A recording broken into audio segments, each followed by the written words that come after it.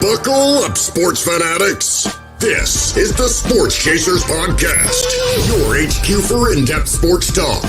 Join host Kevin L. Warren and crew as they dissect the hottest stories, ignite debates, and bring you closer to the action. From locker room whispers to expert takes, we cover it all. It's game time, so strap in and grab a drink. The Sports Chasers Podcast starts right now.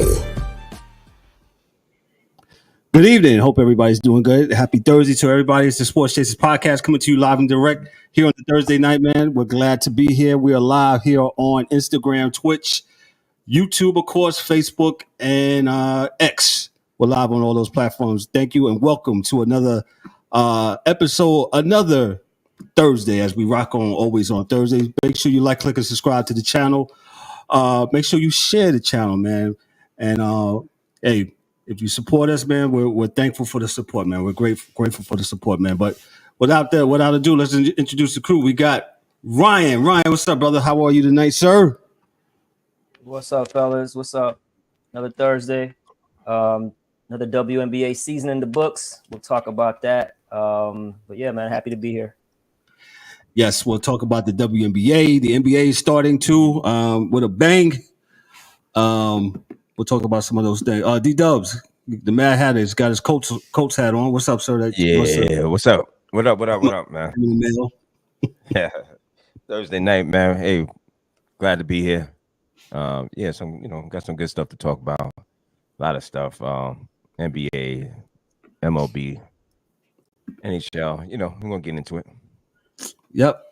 We'll do that. Well, like I said, the World Series will start on tomorrow. Yankees and Dodgers. Game one and 2 will be from Dodger Stadium out in LA, and then they'll bring it back to the Bronx after games 1 and 2 on Monday after a travel day here. We got the DA. DA, what's up, brother? How are you tonight, sir? Are we good? Little bad news. My man Abdul Rahim passed away. Great from the Grizzlies. Cal Bear, great G League commissioner. That's the wrong brother. guy. Yeah, brother. You kill him with the... Yeah. Nah, that's his younger brother. Yeah. Oh, well, good. Well, not good, but that was my man. Yeah, I'm just saying, not good, but you know what I'm saying. Yeah, we got you. Yeah, you know what I mean. That was my man, So yeah, his brother was he should be in the Hall of Fame. I know when I heard it, I was like, that name. Why that name sounds so? Yeah, that's what I thought. But I was like, I said the same thing. He's only 43 years old, man. He's a young man. Kid. Crazy. Yep. Dan, what's up, brother? How are you tonight? Good evening, gentlemen. How's everybody doing? Good. Dan. We're doing good, Dan. 48. Got my boys Pitt playing Syracuse right now. Oh, that's right. That game is on. Oh, you got multiple screens going today, huh? Yeah. Pitt is 6. Hey, Pitt is 6-0, so you got to watch out for JV, Pitt. Man. JV. Okay, all right. But I'm not going to get into that. So, let's get into it. We got a lot to start it. DA had brought about that. We had talked about it earlier. Let me just read from ESPN News from Jeff Borzello and Peter Tammo. They says South Florida coach Amir Rahim, one of the brightest younger coaches in college basketball, passed away Thursday at the age of 43. The school announced Abdul Rahim was undergoing a medical procedure in a Tampa area hospital when he passed away due to complications that arose during the procedure, the school said. All of us in South Florida athletics are grieving with the loved ones of Coach Abdul Rahim. Athletic Director Michael Kelly said in a statement, he was authentic, driven, and his infectious personality captivated all of the Bulls Nation. Coach Abdul Rahim leaves a lasting impact on the student athletes, the university, and the community. We are supporting those closest to him, including his family, team, and the athletic staff, to ensure that they have the resources they need to deal with a tremendous loss. Abdul Rahim guided South Florida to one of the biggest turnarounds in the country last season, landing the Bulls to a program record 25 wins in the program's first American Athletic Conference regular season title. Prior to Abdul Rahim's taking over in 2023, the school had never finished above 500 in the AAC and had finished above 500 overall just once since 2012. He was selected as the AAC Coach of the Year. The Bulls were ranked in the AP Top 25 for the first time in school history, earning a spot for 2 weeks in late February and early March. And listen, too young. You gotta just live life to the fullest, man. When I saw this, as DA had talked earlier, I forgot that his brother was coaching, man, and this is just sad, man. That's why you got to live to his fullest. Condolences to his family, white kids, his team, the whole Bulls University there, the University of South Florida, man. So, condolences to him and his family. Let me move on to another grieving story. This is from Jesse Sanchez of MLB News. Those that don't know, I'll just read it. Fernando Valenzuela, the cultural hero and baseball legend who was a journey from a dusty pitcher in the mountains of rural Mexico to center stage at Dodger Stadium, launched a movement for baseball fans around the globe. He passed away on Tuesday. He was 63 years old. Decades after Fernando Mania drew generations of family to Chavez Ravine in 1981, Valenzuela remained a symbol of hope and an American dream. His rise in the early 1980s came as Latinos and Mexican Americans struggled to find a sense of belonging amid continuing debates over the site of Dodgers and immigration reform. Up until recently, he called games on the Dodgers Spanish radio broadcast, sharing his quick but dry humor with loyal fan base. Outside of baseball, he spent time with his family and loved ones, and he was regularly seen golfing at municipal golf courses. Fernando Valenzuela was one of the most impactful players of his generation, Commissioner Rob Manfred said in a statement. With his distinctive pitching style, the Dodgers' left-hander rookie season generated so much excitement in the U.S. and his native Mexico that it became commonly referred to as Fernando Mania. His 1981 season, check this out, I've totally forgot that he did all this, ranks among the most decorated pitching years of all times, as Fernando was the National League Rookie of the Year, the National League Cy Young Award winner, a Silver Slugger, and a World Series champs. They beat my Yankees 4-2 in the World Series in 1981. I'll pass it along to the DA. DA, thoughts on Fernando Valenzuela? Man, he used to look up into the sky. Yes. Before he, during his stretch, so no one knew when the ball was coming. So as a kid, I thought he was cheating. Great pitcher, had a lot of stuff. He could throw it hard, and he could place the ball really well. And he beat the hell out of us that series. So, and he was a good hitter too. Good pitcher. Great. Yeah, he was a good hitter also. And, the rest of his career, he actually had a pretty good career. It wasn't like, his first few Dodgers years, but that dude could play. I always remember them beating my team. So that's kind of what I saw in him looking up in the sky. So I thought he was looking up for something. I'm a kid. And, then he would just let it rip, man. His arm angles, I guess, to me, look kind of weird. But, yeah, they beat us. So they did do that. He had a record of 100. Yep, he had a record of 173 and 153, a 41.5 WAR, a 3.54 ERA, 2,930 innings he pitched, 2,074 strikeouts, and a 1.32 WHIP. He threw. Check this out. He threw 113 complete games, including 31 shutouts. Woo! One thing there, he got real close to that 3,000 on that strikeout. So yeah, if he'd hit that, he'd be in. So I said that's Fernando Mania, man. That much I remember. Yes, you know what I'm saying? Because like I said, back in then it was early '80s, late '70s, early '80s. I remember him in the Yankee series, World Series, and he was a beast. Yeah, absolutely, man.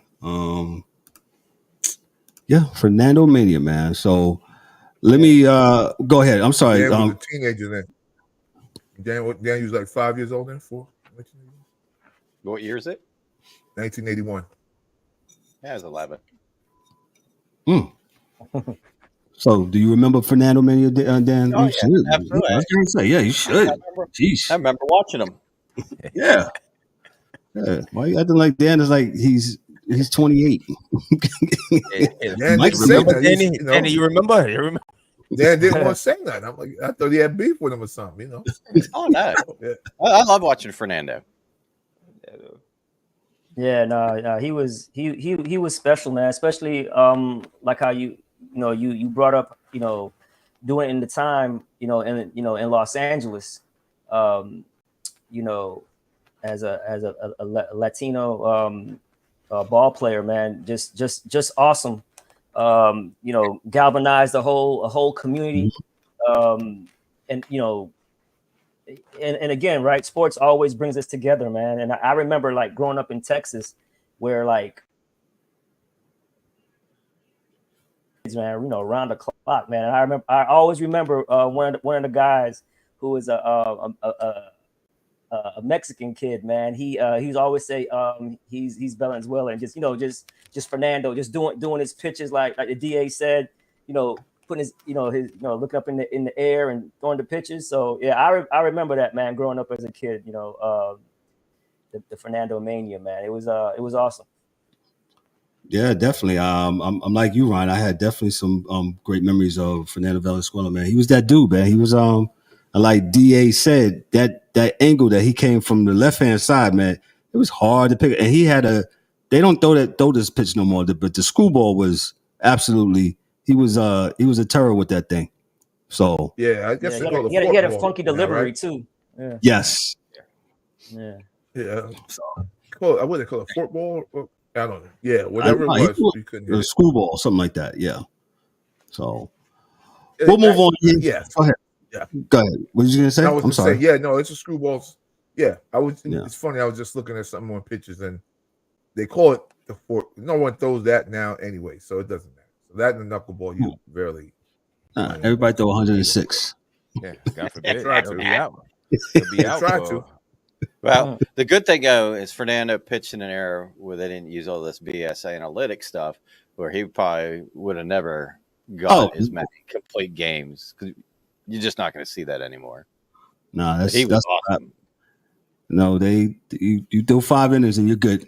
And they were like, next, let's go to the bullpen, man. So let me go to the next story here. From the NFL Network here, the NFL.com, Kevin Patra. This happened the other day. The Chiefs acquiring wide receiver DeAndre Hopkins in a trade with the Titans. The Kansas City Chiefs joined the wide receiver trade party with a big splash on Wednesday morning. The Chiefs agreed to a deal with the Tennessee Titans to acquire star receiver DeAndre Hopkins. NFL Network insider Ian Rappaport reported. Per sources informed of the situation, Rappaport added that the deal is for the 5th round pick that can become a 4th rounder, and Tennessee will pay roughly half of Hopkins' remaining salary. ESPN first reported the news that the terms announced the deal on Thursday. The 2025 5th rounder the Titans are receiving will become a 4th round selection if Kansas City, reaches Super Bowl LIX and Hopkins plays 60% of the snaps as a Chief. NFL Network insiders Tom Pelissero reported, per sources, Tennessee is also paying Hopkins $2.5 million to finalize the deal, per Pelissero. So I'll give it to Ryan. Ryan, your thoughts on your team dealing DeAndre Hopkins? They're sellers right now, man. So yes, they're looking to get a top pick in the draft. So they're open. They're open for business. It's a good trade for the Titans to possibly get a 4th round pick for Hopkins. And he goes to Kansas City, where he's going to be he's a monster in the red zone. He runs great routes, great hands, and they need him there, man. They need him in Kansas City. So I think it's a good deal for both teams. Got you. D-Dubs, thoughts on Kansas City getting that receiver? Yeah, I just said I'm not betting against Kansas City. They just get better to me. I'm not messing around with nobody else. I already made that clear. Kansas City looks good. I mean, with this acquisition with Hop, I mean, again, I think somebody made a comment about, it might have been DA when he said he can't run like he used to, but he still can catch that ball. So Right. I think Kansas City makes out good, and they just get better. They'll get better, even with a bad game from what the other night with Mahomes. Mahomes, I mean, he had a pretty subpar game. Wasn't that great to his standards, but he just gets another weapon. So it just helps him out all the way around. Gotcha. DA, your thoughts on what they said? Nothing different, man. He's gonna make a lot. He's gonna make a difference. So he'll have him and Kelsey both short. So so he'll have that's about it. So, which will make the other kid number one. Just it'll make him look faster. So because the other two are going to be underneath, and that one kid will just run 9s and 7s. Yeah. Absolutely. Yeah, worthy. I mean, he's going to be a decoy. He's going to be. I mean, it's just so many things they could do and be so deceptive with this pickup of Hopkins. So yeah, right. Andy Reid more weapons. List goes on. Go ahead. And and to D Hop's credit, he does look like he fell off a little bit. When I say fall off, not not off a cliff or anything like that, but when you're in Tennessee, and it's they want you to be like they brought you in there to be like a number two. He doesn't have to be a number two in Kansas City. He's just gonna play a role and get in where he fits in, get open, catch first downs, be a red zone monster, and be basically like a safety blanket for Mahomes as well as Kelsey. So and I've been saying this for the last couple of games, man. Like, this is not the same Mahomes where he's just gonna outscore you. They win with defense now. They win. He's basically right now playing like a game manager. That's what it is. Oh, you can't say that. Yeah, but that's what it is. I mean, he's doing what it takes to win right now. That's it. Exactly. Yeah, don't start DA, man. Stop. Yeah, no. Game man. So what I'm saying is, no, not you, right? It's Kev. Kevin's messing around again. I'm equating it to like say okay. So say fantasy, right? Fantasy football. Oh, I got to get Patrick Mahomes. Like, the dude doesn't even throw for 300 yards. Rarely. He had 0 touchdowns last game. He's throwing picks. He's throwing picks.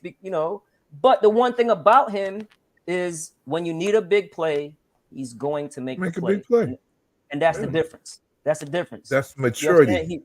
Yes. So he's far removed from I got to get a bunch of stats. He's just about winning the games now. So that's what I mean by managing the game. Obviously, he can sling it, and if he had the weapons and and make stuff happen and go deep, but teams are not going to let them go deep. So they're going to make them play methodical. That's what they're doing. They're just dropping back, not getting worthy to beat over the top, to cover 2 over the top. So they're playing back, and they're forcing them to go to have long drives, because back when they had Tyreek, they scored quick. It was always a quick striking offense that just put pressure on you because they scored so much. Now teams are like saying, "No, man, you're not beating us deep.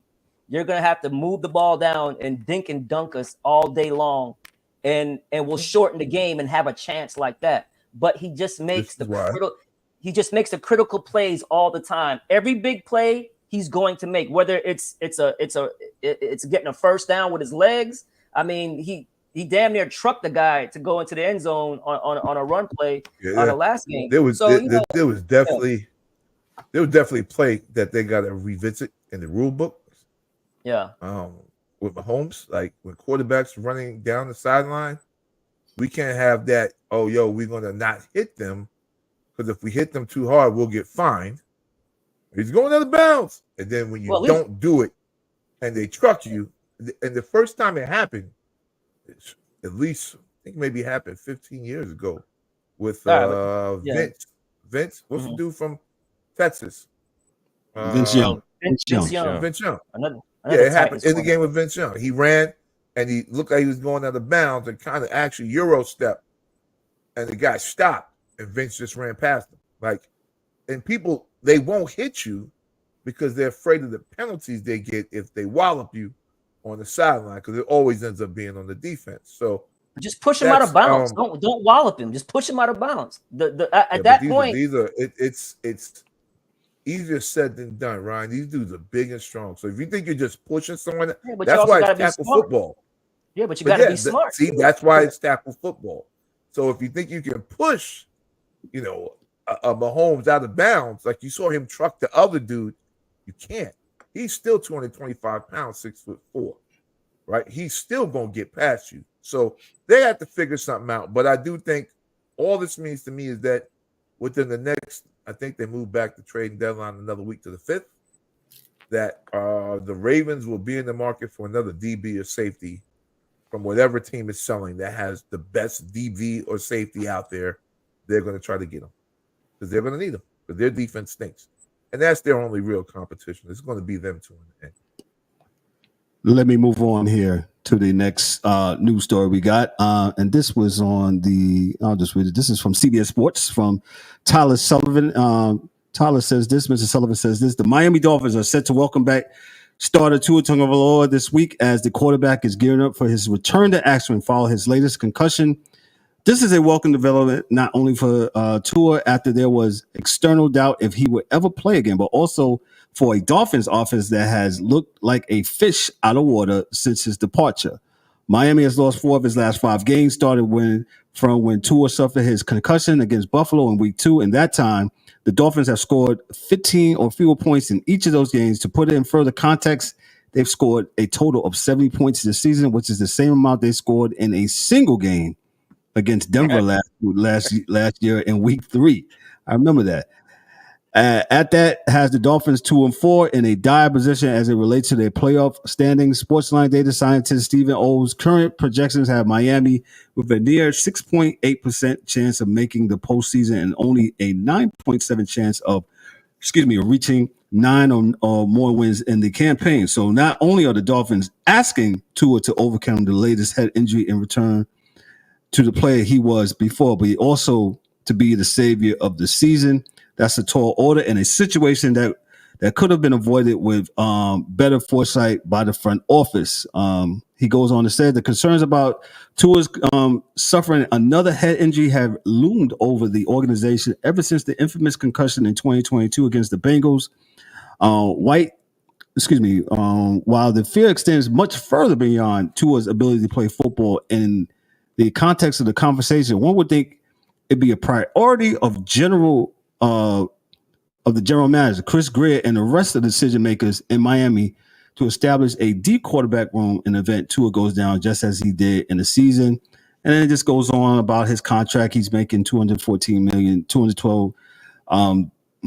million for his extension. And they asked Tua, would he wear a Guardian cap? And he said during that interview, he said, "Nah, I'm not going to wear a Guardian cap, man." I'll give it to Dan. Dan, your thoughts on Tua returning to the field? I don't know, bro. Like, long-term health is, kind of what I'm thinking about for him. And like you said, man, there's a slim chance of them making the playoffs or even getting 9 wins. And you're willing to risk another concussion this year. And like you said, to me, you knew this was an issue with him prior, and you would have thought that they would have got them a good veteran backup quarterback in the event that, like when they had Fitzpatrick, somebody that could come in, run the offense, be reliable, set a little team down. But yeah, I understand he loves football. He wants to play, but as a human being, I'm just scared, worried for him that, this may happen again before the end of the year. He may get another one. And is it worth it? Do you think I'll just ask the panel this and then y'all can jump in. Do you think the NFL should make that decision for him or he makes that decision for himself? No, that's his decision. That's the doctor's decision. Right, and he's got cleared. If he gets cleared, then that's on him. The doctors cleared him already, so obviously, if he's cleared to play, it's his decision. I'm in agreement. I'm just asking the question. Right. If the doctors didn't clear him, then he wouldn't be out there.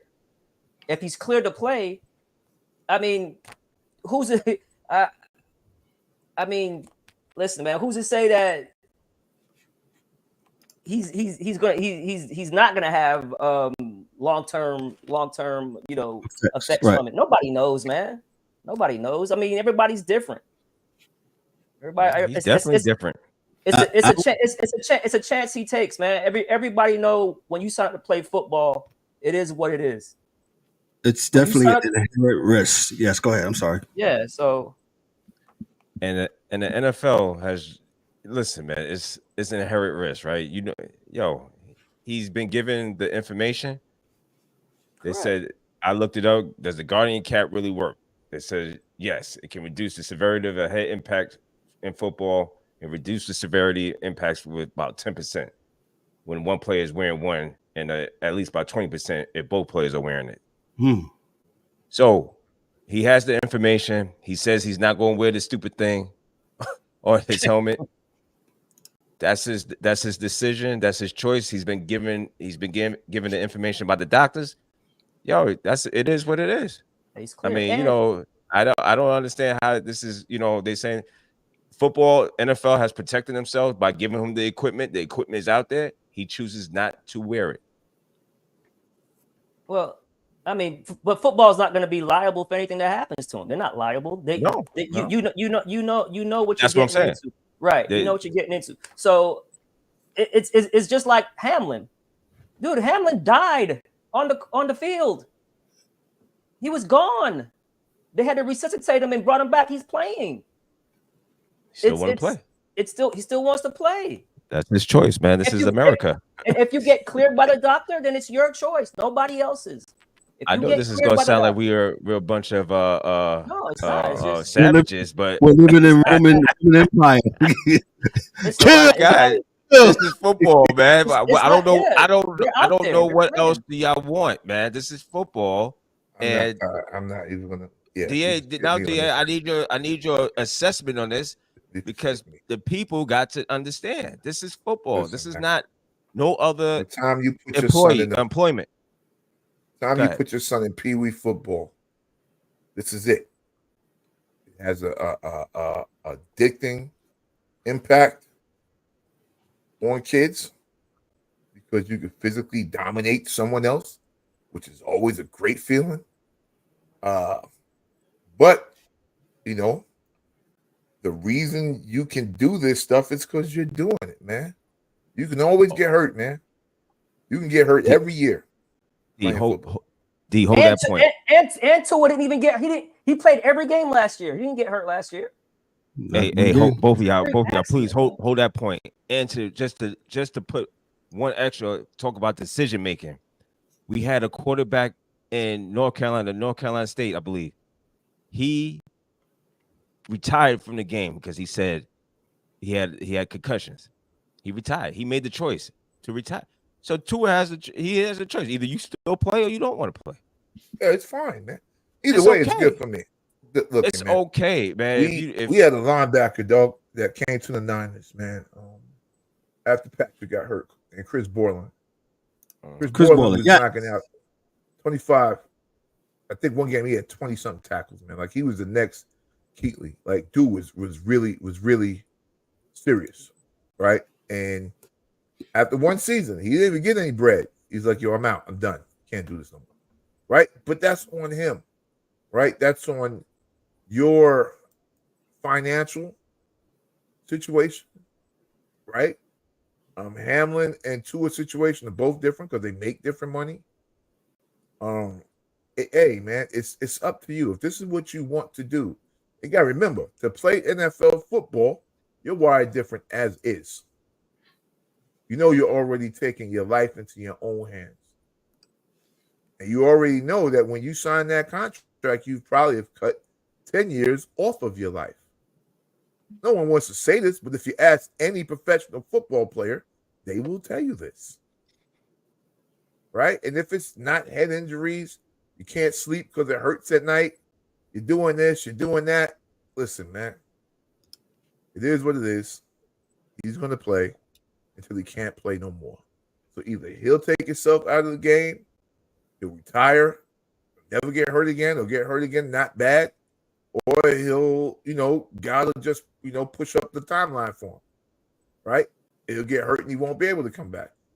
Same situation for anybody else that plays the game.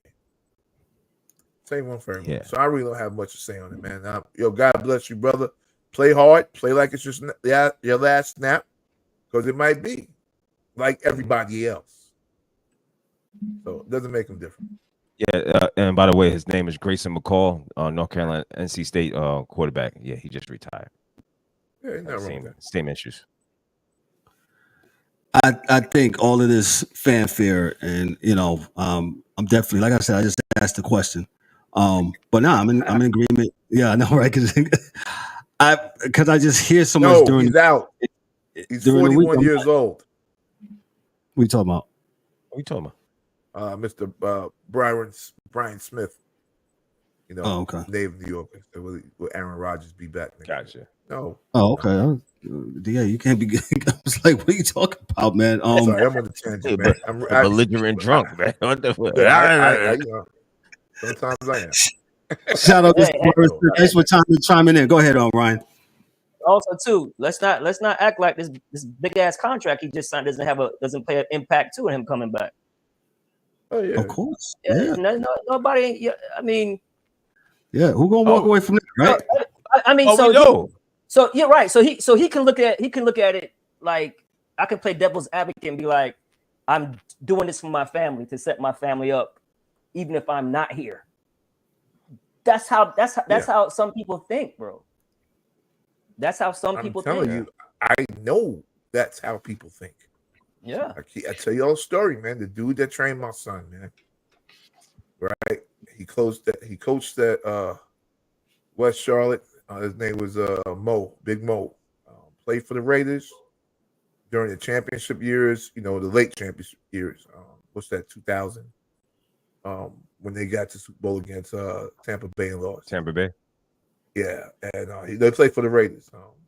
And Big Mo was on the show with Brian Gumbel and a bunch of other linemen. And this is, back in the 90s. And they were so big. And they were like, listen, you guys are taking years off your life being this big. And you know what every lineman said? And I think all those dudes are dead. They said, so? They said, no. They don't care. My great-grandkids are going to be straight. Somebody got to make a sacrifice, man. And that's just life. So when you look at those that's it. What you say? That's just life. The lights on? I said, no, and in life, there's just inherent risks in anything that you do. So, and if you want to give it up for your family, you're giving it up for your family. And who am I to say, no, you shouldn't? Yo, you can't play. Who am I? Look at Andrew Luck. Andrew Luck said, man, forget this. I'm done. I'm done. But Andrew Luck comes from money. Yeah, look at anybody joins the Army. Anybody joins the Marine. Looks at anybody that does anything. It's a risk, man. This is what it is. That's all. I got nothing. I think we're all in agreement. Yeah, it is. Yeah. I don't know about this. I don't know about this one. From CBS Sports, Ryan, and we're going to get into basketball, but DA got to go here, so I want his take on this.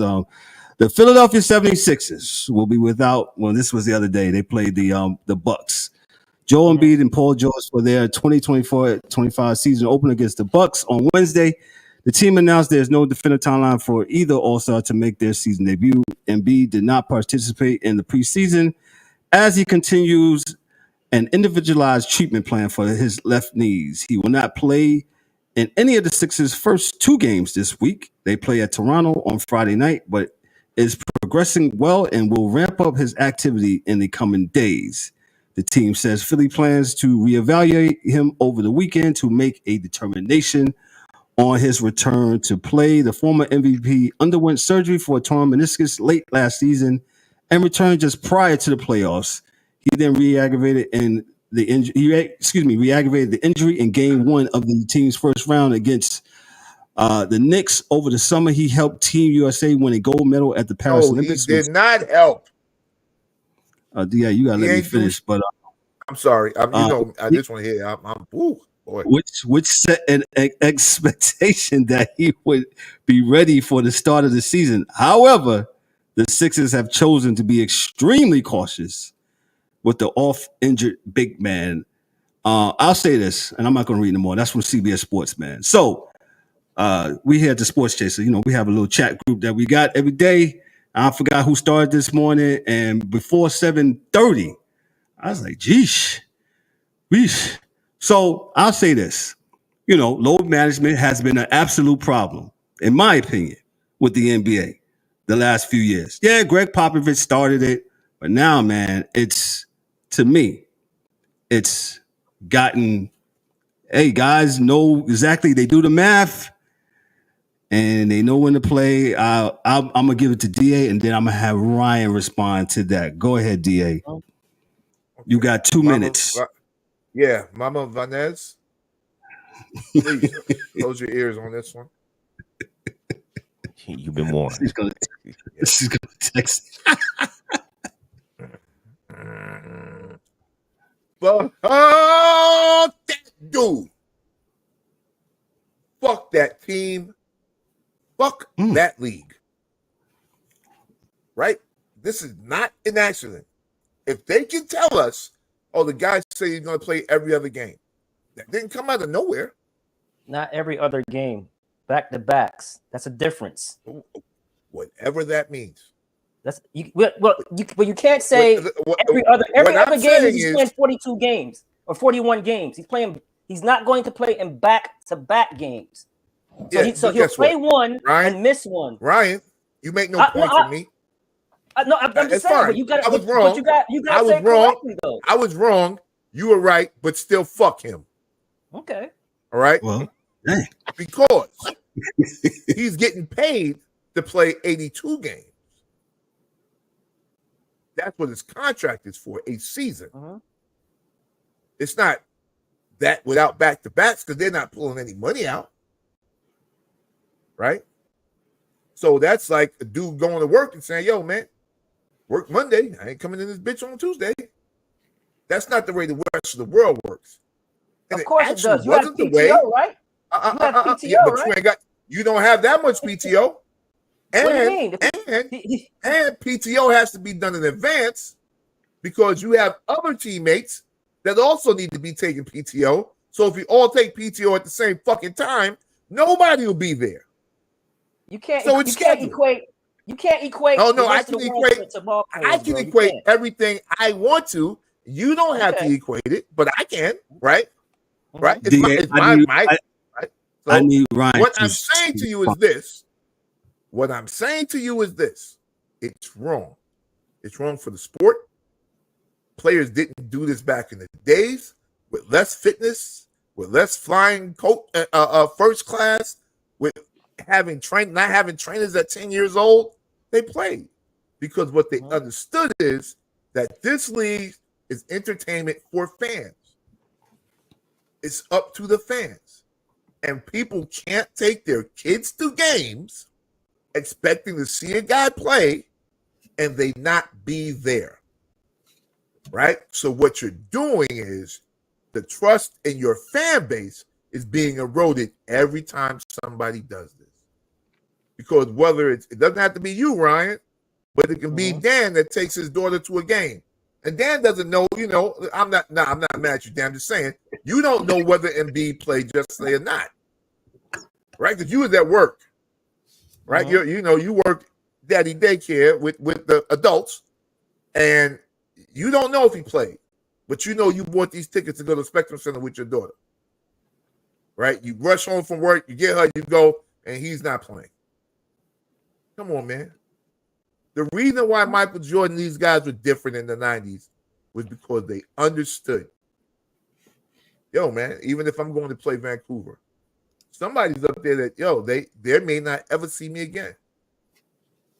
Right? And it's about the people.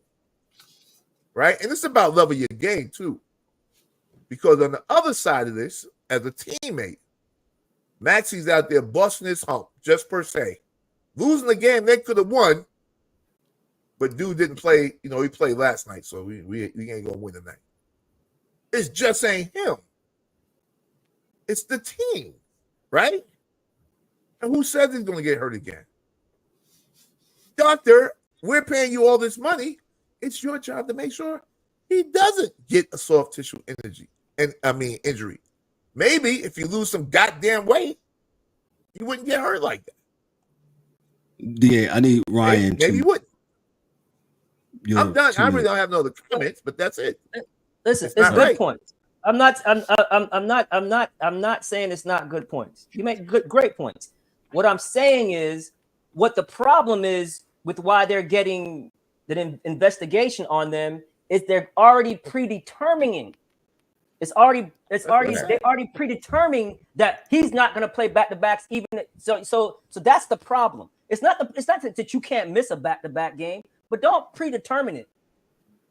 Don't predetermine you're going to miss the back. I don't know. I'd rather him do that, so he's not going to play if you're planning on going. You can use that logic too. Yeah, but what I'm saying is, guys, they all right. They did the whole 65. You have to play 65 games in order to get awards and things of that nature. But I'm telling you, man, like they're just they're not going to care. He's already got an MVP. He's already getting all the awards. It's about trying to make him as healthy as possible for the playoffs. Because he's always hurt. He's just always hurt. He's just a bad example. A bad example for this. You know what I'm saying? Because he's always hurt. Dude, he came into the league missing the first 2 years with knee injuries. Yes, definitely. They're just protecting the asset. I get it, man. What you say, DA, is absolutely correct. It does suck for the fan. Let me ask you something, right? Who's that? No, and I'm with you. We agreed today, yeah. So I'm all good. Yeah. But this is the reality, Ryan, that I'm saying. This is my biggest problem with the situation is you can do all that and still get hurt and not make it. Absolutely.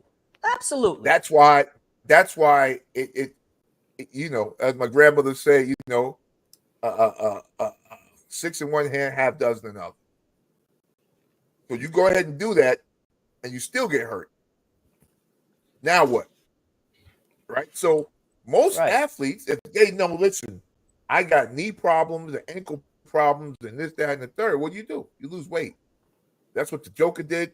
That's what this one is. It's the history of that in the NFL, MLB, NBA is long, that's what you do if you can.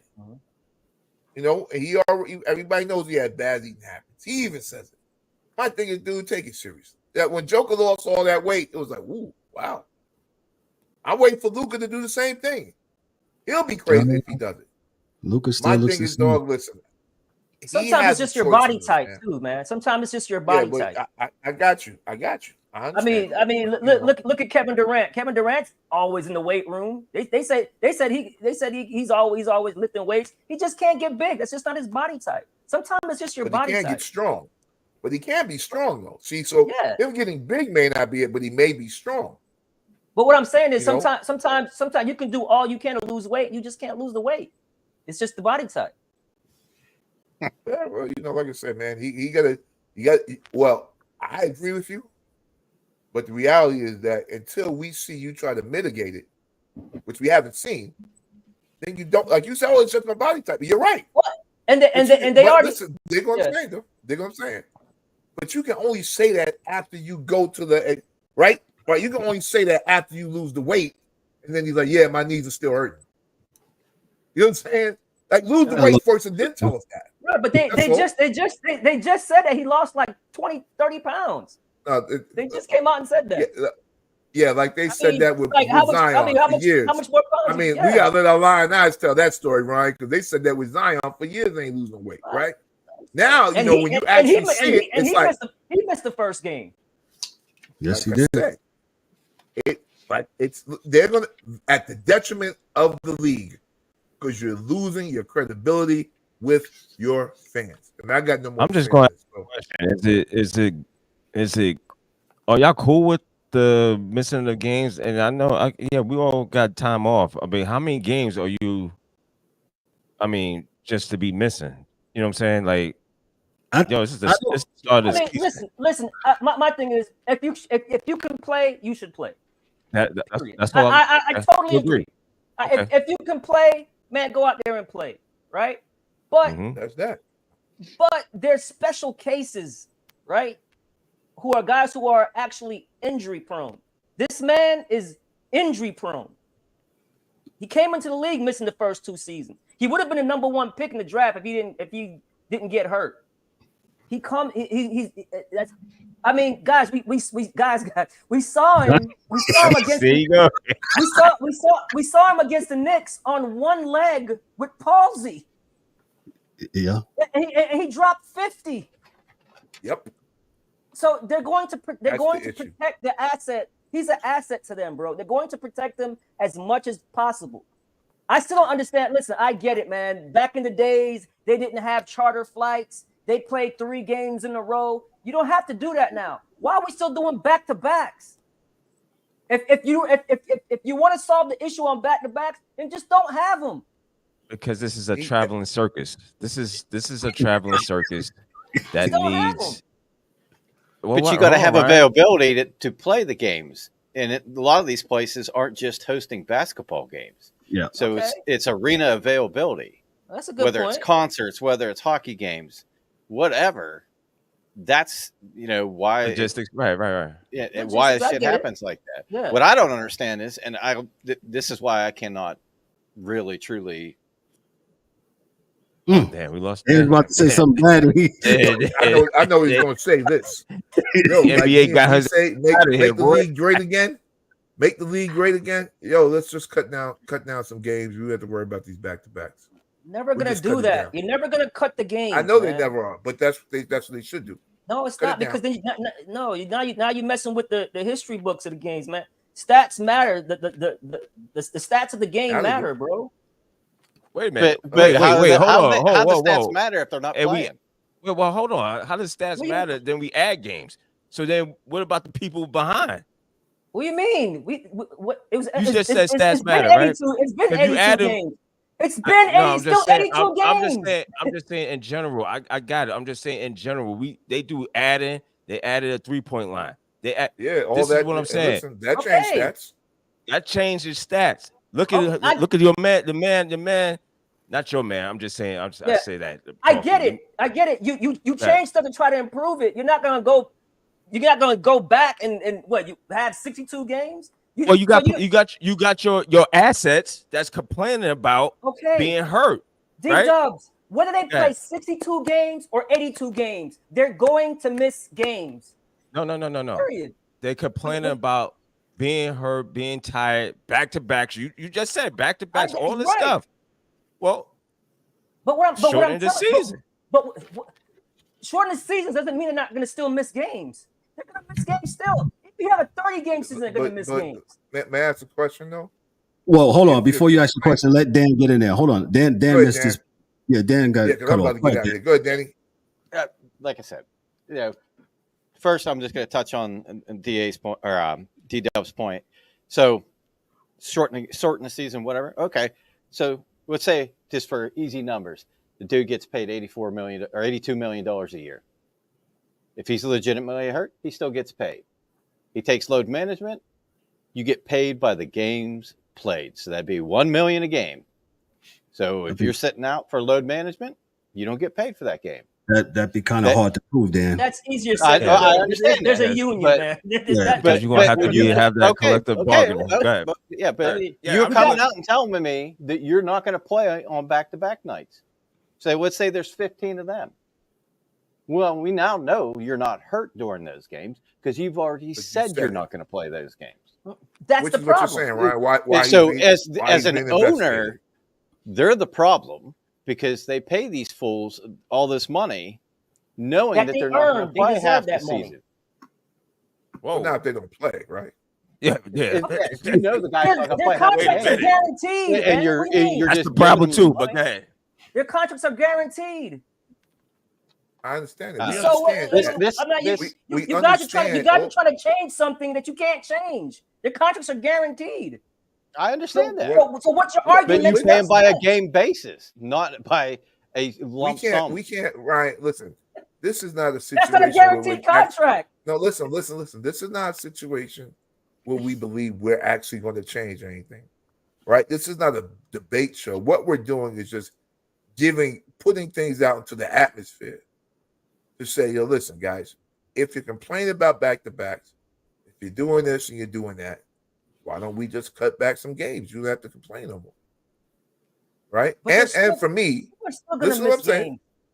Dig what I'm saying to you. Dig what I'm saying to you. And I always say this because this is the world I live in financially, is that scarcity makes things more valuable. So you have less games, the games become more valuable to the players. You don't have those nights where dudes are taking nights off and not really playing no defense. Dudes are going hard more than they're not. You know, you get a better product out of it. You know, right? You know what? Let's get. Hold on. You know, and then for your ladies in the WNBA, right? Because we playing less games, y'all can use our planes and we can dedicate resources and money to you guys, right? So what I'm saying to you is that if you dudes don't want to play, you're complaining about back-to-backs, well, okay, you won't have no more back-to-backs. We gotta move. Real quick, can I make this point? I'm gonna make. Yeah, go ahead, get it. Yes. You know what less games mean? It means less TV money, and they will never do that because they make all their money on TV rights. We already know the horse is out. If we're not talking about ideas, come up with something else. We're talking about ideas, right? What do you want me? We can't. We're sitting here. We're five guys sitting here watching some shit that, for the most part, we don't want to watch because it's whack. And we're just saying, Dad, what NBA is whack? Shit, them not playing defense. No one playing defense for the first fucking month is whack, Ryan. It's motherfucking whack. 162 3-pointer shots in between two games. That's crazy. Right. Stop. All right. That's dope, Ryan. That's good defense, Ryan. Listen, that's good defense, Ryan. Time traveling, go back to the early 90s. I ain't time traveling shit. The shit's bad. When you have Michael, it's bad. 72 to 75 NBA Finals games. We watched the shit with our teams.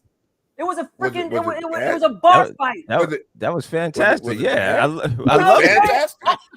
Right, but I love the ball fights. What are you talking about? They don't want that. I love watching it. Yo, I love the Knicks playing the Bulls. It was 100-something to something, but they played defense, dog. 87, yeah. Let me. It was in the 90s. Some was in the 100s. It depends on the games. But what I'm saying is, what we saw just the other night was not good basketball.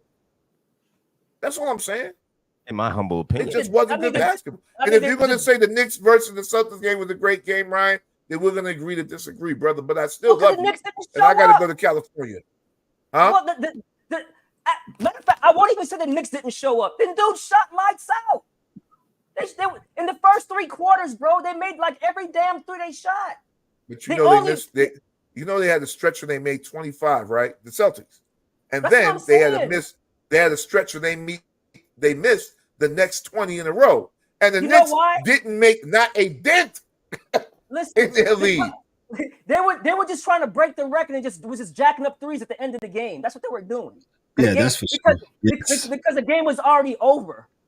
So now, and all that, the Knicks shot like 55% and were down by 30 because they hit every damn 3.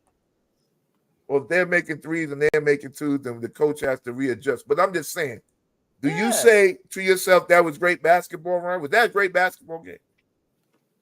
If you spent, you got your lady. Check it out, Ryan. You got your lady.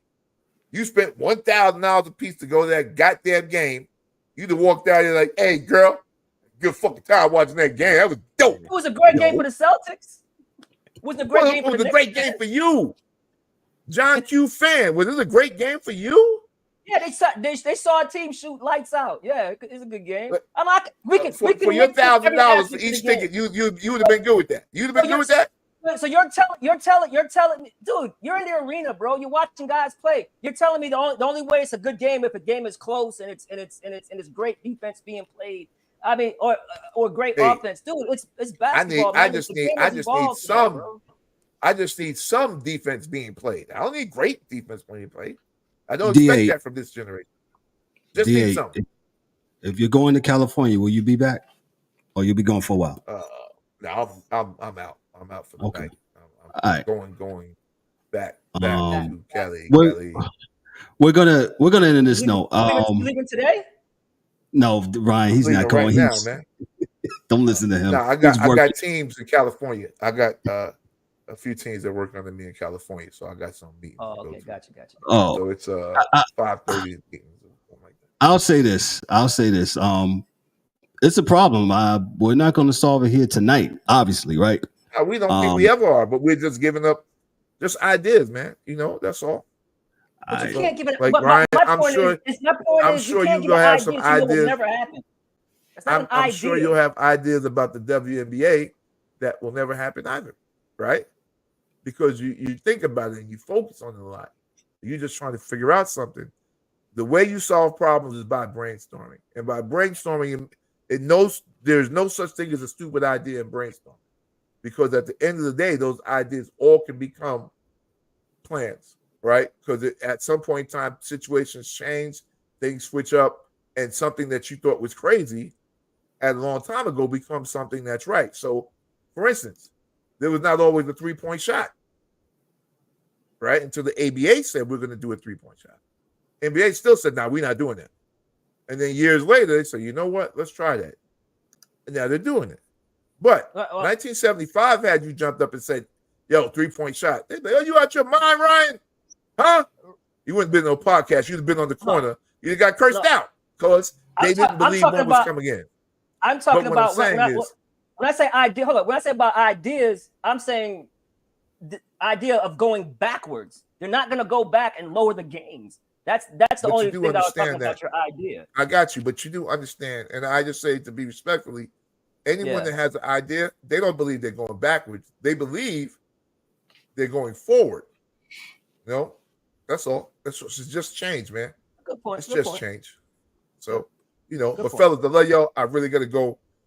Safe travels, brother. All right, bro. Yeah. Good one. All I got to do is turn left, and I'm in California. All right? Later, fellas. All right, peace. That's the DA. Let's go to I can't with the other one. Let's go to hockey. Dan, go ahead with hockey. Dan with hockey, man. Good segment, guys. Good segment, Dan.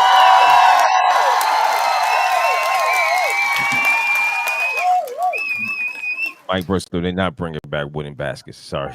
We're not going that backwards. All right, bro. Stop. Well, moving on. Good to talk, about non-load management stuff now. So this will be good. There's a few good games tonight. Dallas is playing Boston in Boston. They're up. Dallas is up 4-2. Florida and the Rangers are playing at the Garden. Florida's up 3-1, late second. And Minnesota and Tampa are playing in Tampa. Tampa's up 2-1.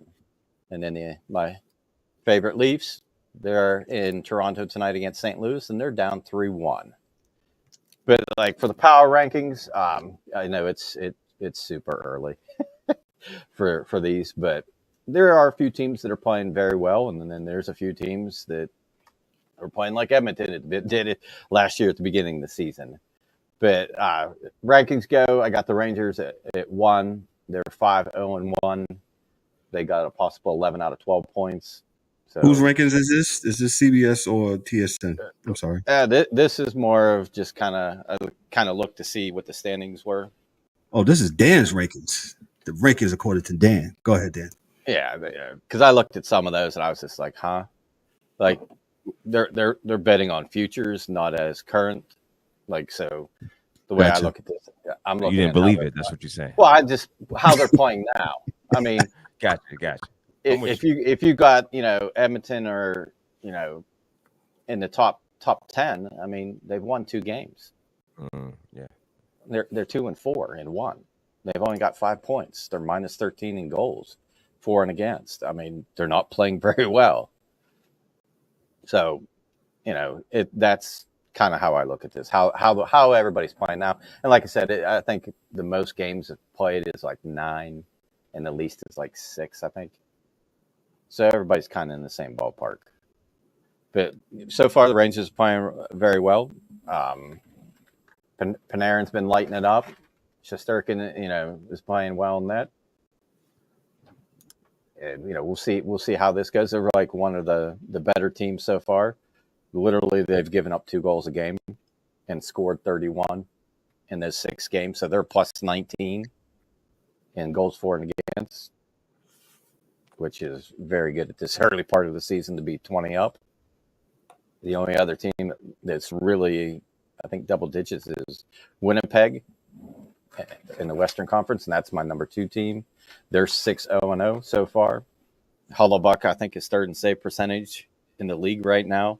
Wow. And some of these goaltenders, I was looking at the save percentage or goals against. Sorokin for the Islanders, he's leading 1.34, and then Hellebuck is tied with Gustafsson from the Wild at 1.40. So, that's kind of what's been fueling the Jets' resurgence this year. I think they lost first round last year in the playoffs. But, I'm looking at some of these teams at the top of the standings, and it's just like, hey, wait a minute. Like, these are not names you're used to being there. But at 3rd, I got the Stars. Like I said, they're playing Boston tonight. They're 5-2-0. Number 3 or 4, I got the Devils. They're 5-3-1. And then 5, I got the Canucks. They're 3-1-2. 6, I got Tampa, 4-2-0. Number 7, the Wild, 4-0-2. And speaking Gustin's goals against average, I think he scored, what was it, last week? He scored a goalie goal. And at that point, he had more goals than Matthews, McDavid, and Stamkos, right, which was crazy. Like, those guys got off to a slow start, but now they're starting to score. It seemed like that meme went around of them not scoring and the goalie scored. Then all of a sudden they started lighting it up a little bit. Number 8, I got the Utah Hockey Club, a.k.a. Phoenix Coyotes, 4-2-1. And then number 9, I got the Flames. They're 5-0-1. Number 10, I got the Caps, 5-1-0. They're on a 5-game winning streak. I believe they beat Philly yesterday for their 5th straight win. And then I got the Canes at 11, and then Vegas, and then Florida, and the Leafs. And that's like I was kind of looking, like a lot of these rankings had like Vegas, Panthers, and Leafs. Granted, they'll probably be there at the end of the year or midway through the year. But right now, they're like, Canes are 3-2-0, Vegas 4-2-1, Panthers 4-3-1, Leafs 4-3-0. So they're not playing great hockey at this point. But, it's early in the season. It'll take them a few weeks. And we'll see where they end up later on in the year. But I believe that those teams, they'll get it right. Like you said, Florida, they're struggling a little bit. I know Tkachuk was out for, I think, 5 games with an injury. But, they're on the hangover from winning the Cup. But they'll be there at the end. And they're still, they played a couple more games, but they're still leading the Atlantic with 9 points in 8 games. Beating the Rangers right now, 3-1 in the 2. Yeah. So, and then the rookies, I was looking at that. There was that is that Matre Midkoff? I think he's a forward. I think a winger for Philadelphia, which is struggling a little bit, but he's leading with was it Logan Starkoven from San Jose. They both got them 7 points so far on the year, so they're starting out pretty hot. But I'm looking forward to like mid or late November, early December, when a lot of these teams, because like Nashville, I'm going to own it. I said that I thought that team was going to be really good before the season started. You certainly did. They're 1-5. I think you said he was one of your sleepers. But that's my thing, though, Right. is you had the core there, and then you added a couple new superstars like Stamkos, captain of Tampa for a long time. Then you got Marchessault from Vegas, who was there for quite a long time. But I think it's going to take them a little bit longer to get that chemistry, get that, feel for each other, how they play and whatnot. And I think that's a team that, they dug themselves a hole, but like we saw Edmonton do last year, if you get hot, and get on a roll and you win, 5-6 games in a row, you can move up the standings.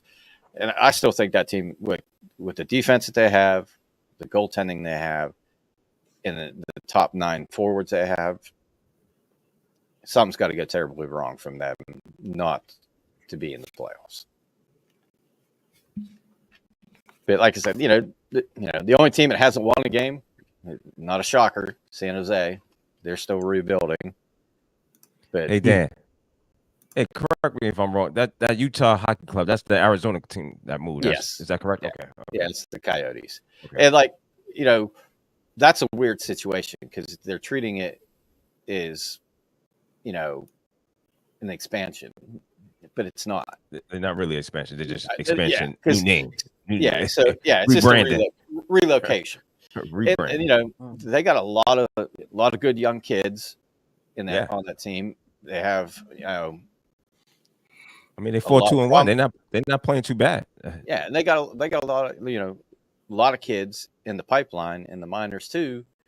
Right. And their biggest problem is they really didn't make a whole lot of money, so they really just hovered at the salary cap floor, and they took on some contracts of people that aren't, basically they're retired. Right. But they got those contracts to get to that point. Well, now you got the Jazz owner that's owning them, and they're going to probably, he wants to win, so they're going to spend a little bit of money. And I see, that team, it's going to take them a little bit, but I think they'll do better because I'm looking at their roster and I'm like, they got some decent guys. They got a few guys that are hurt, but they got the young kid, Logan Cooley, Lawson Krause, Josh Doan, which is Shane Doan's kid that played for them too. You got that Dylan Gunther. Where's the other dude? Clayton Keller. Mikhail Sergachev. Then that's the thing is they got a lot of young forwards, but they got experienced defensemen. They got Bortuzzo. They got Ian Cole. Dursey, but I think he's injured at the moment. Then who else they got? They got Sergachev, and they got Marino, but he's injured too. Like I said, they got a makeup of a good team. It's putting the pieces together, and I think it's a different vibe. Like you think about it, they played in front of 4,000 people all year last year at ASU. Now they're playing in front of 18K, something like that. There, well, probably less than that at the with the seating. Yeah. But like I said, I watched the first game there, and that one, the seating, it's right by the face-off dot. It's hanging right up on the netting. I mean, that's got to be an awesome seat because you can hear everything they're saying. It's 16,200 for hockey and 18,300 for the Jazz. Yeah. But like I said, there's some prize teams, that are like Washington had a rough year last year, and they only played 6 games and are 1 point behind the Rangers. So that they've started off pretty hot. But like I said, Carolina, they've only played 5 games and they're 3-2. Boston's only 3-3. They're struggling a little bit. Toronto's 4-3. Look, Ottawa's 4-2. They're third in the Atlantic. So this will all shuffle out in a couple weeks, a month, and we'll have a better idea of which teams to look, towards the playoffs, and then, which teams are going to probably struggle a little bit. When do you say? Let me ask you this question, Dan. When do you say? Usually people say, the NBA around Christmas time, That's when it really gears up. When do you say that for the? What do you say for the NHL? Oh no, not Christmas. Martin Luther King for me, sir. But go ahead. Yeah, go ahead. Yeah, I was gonna say you're generous, D-Dub, because I would say maybe the finals. Go ahead, Dan. Guys. I'm pretty sure I'm watching. I'm dead serious. I'm dead serious. Like I can't deal with what they got going on over there. I'd rather the women play 82 games. I'd rather watch the W. I'm just being honest. But for me, like, yes, Dan. The first couple of weeks, not a whole lot going on. But like once you get into like early December, and then after the new year, that's where teams, like I said, they kind of figure out where they are in the standings, what kind of team they got. Do they have a shot at making the playoffs? Or if you're like Chicago, hey, we're not going to make it. We're rebuilding. Or even like San Jose, we got a bunch of young kids too, rebuilding. And then you got the trade deadline coming up. But you'll see, like, the trend has been, instead of waiting to the trade deadline, teams have been picking up guys earlier. That way they get acclimated to the team, chemistry, and all that other stuff. So when the trade deadline comes around, they already got their team put together. They're ready to go and push for the playoffs. Where, if you wait to the last minute, pick somebody up, then, I remember when Jerome Iginla came to the Penguins. And, like, I was excited. I'm like, this dude's a beast. Not only is he a good player, he's tough. He's going to bring a lot to this team. Well, they got him at the deadline. And the problem is where are we going to play him? Because he's a right winger, and it was just a mess of them trying to figure it out, and it really didn't work out when he was there. And I was kind of bummed about it because I thought, he could really do things there. But that's what it is. But I think like late December, or like before Christmas, just because you got the holidays and stuff like that, so it kind of slows down around that time. But like after the new year, you'll see like some teams making some moves. Real quick, is the Dallas Stars going to make another run? I think so. I mean, they got a very good team. They got one of the better goaltenders in the league too. Mm-hmm. They got Ottinger. I mean, I don't know about DeSmith. He's been kind of traveling around since he left Pittsburgh. I think he played at Vancouver last year. But yeah, like they got some horses. Robertson, Hintz, Duchesne, Wyatt Johnson, Tyler Seguin, Dadonov, the rookie Stankoven. Defensively, Dumba. Who's the other one? Brendan Smith, Thomas Harley, Essen Lindell, Mika Heiskanen. Yeah. I mean, their thing is can they stay away from the injury bug? Because they got some guys that are a little bit older, and like Ben and Sagan. And Winnipeg, was it Winnipeg that came back last year? They won a shit ton of games. They came back like late. Edmonton. Oh, Edmonton. That's right. That was Edmonton. Okay. Edmonton got a real bad start, and then they won like 15 or 17 in a row. That's correct. Yeah, okay. They were one off, I think, of the consecutive win record from the Penguins. Okay, and they started off. They started off bad again. And rode it all the way to the Cup. Right? Yep. Yeah. Finals. Yeah. And almost damn near came back, man, down 3-0. Yep. But I think it was Kevin Ute sent me that the video of McDavid in the locker room. Yes, I love that. I love his passion. Yes. But that's the way it is in hockey. It's like, it's collective. We got to do this, and like everybody's accountable. And somebody messes up, you pick them up, move on, but you hold them accountable too. Like you can't take dumb penalties, and Evander Kane can occasionally do that. And leave Evander Kane. No, I'm just saying. Like there's certain players that have a temper. Evander Kane. And you know what happens when you go with the wires. Yeah.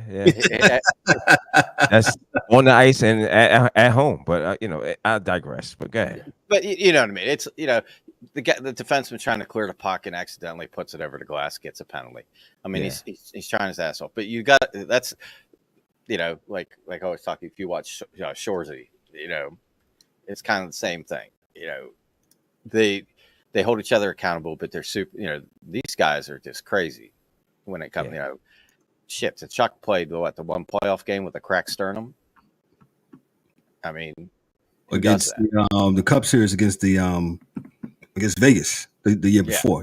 Mm-hmm. Yeah. So I mean, some of these guys got a screw loose, but they're ultra competitive, and they want to win, and that's like it's funny because it's like last year when Florida won the Cup,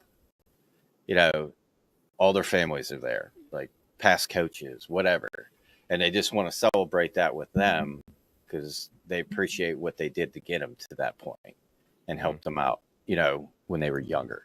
So it's a cool thing, but we'll see how it goes. Like,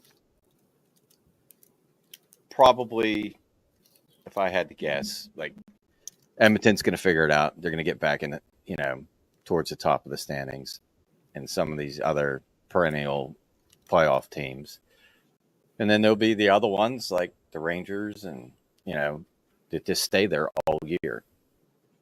Who wants to win the President's Cup this year? Nobody. Get that. That curse. No parts of that, bro. No parts of that. Go ahead and do it. Anything else? I'm just curious because I didn't get a chance to look this up, but I know your boy. What's his name? The defenseman. He blew the dude up the other night for Montreal. For the Rangers. Not Trouba. What's his name? Yes. Yeah, I was just thinking Orange Pylon, but did they? I was curious because I'm looking real quick here because I know he caught a hefty. Oh, you're talking about the fine? Yeah, I'll find it for you. I don't know if he got fined or if he got games. Because I want to say, didn't he get? Did he get tossed from that game? No? Hold on, I got it for you. From ESPN, from Greg Wyshynski from ESPN, New York Rangers defenseman Jacob Trouba will not receive any supplemental discipline for his hit on Montreal Canadiens defenseman Justin Barron. Sources told ESPN in the third period Tuesday, with the Rangers leading 5-2. Barron carried the puck along the boards in the New York zone as Barron passed to a teammate. Trouba walloped him with a hard check that dropped the Montreal player. Canadiens defenseman Mike Matthews scheduled for a brief tussle with Trouba and an instigator penalty on top of the 5 minutes for fighting. Both players received. It doesn't say. Yeah, he didn't get anything else from the league. So yeah, I say he blew that dude up. He had him wobbly a little bit. I'll read this. Trouba, 30, is one of the NHL's most scrutinized physical players. Through the majority of his injuries checks has been deemed legal by an official and the Department of Player Safety. Trouba has been suspended twice in his NHL career and fined 4 times, most recently in the 2024 conference finals for elbowing Florida's Panthers Evan Rodriguez, the forward for the Panthers. So there you have it. Yep. So that won't be the last time. Gotcha. Anything else, Dan? That's really it for now. Before we move on, I told you we have he's Dan K, the hockey dude.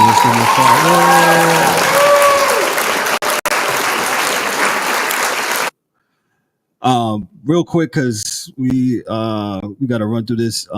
College football games this weekend. Syracuse is currently losing to Pitt 24-0. Wow. What's an intriguing game this week? Notre Dame, Navy, Missouri, Alabama. They're both ranked. Missouri's 21, Alabama's 15. For all the people down here in South Florida, Florida State comes down to Hard Rock Stadium and face the Hurricanes. at 7:00 p.m. You want to hang out, the rivalry game. So hopefully it will be a good game. Florida State has not pretty much lived up to that bargain this year. Kansas and Kansas State. That should be a good one. That's at 8:00 on ESPN. I don't see anything else. Not trying to be disrespectful. LSU and Texas A&M. Yes, I do see that one. Yes, I'm sorry, I do see that one. Yes. Yeah. And Notre Dame and Navy. Yeah, I said that earlier. I don't know if you heard me. I said that. Okay. Yeah. That's a good. Illinois and Oregon. Illinois is ranked at 20th. They just beat Michigan. Oregon is number 1, so one never knows. They're traveling out there. And Texas versus Vanderbilt. Yeah, you got LSU and Texas A&M. You said, Ryan. That's all I got there. That's all I got. Who does Colorado play? Colorado. Can somebody pull it out? I didn't pull up Colorado. As you say that. And we have down here who they play? Cincinnati. Okay. They're both 5-2. And Cincinnati just faced Miami and got beat. I correct this past Saturday. Yeah. So yeah. What's that game at? In Colorado or in Cincinnati? Colorado. Gotcha. Okay.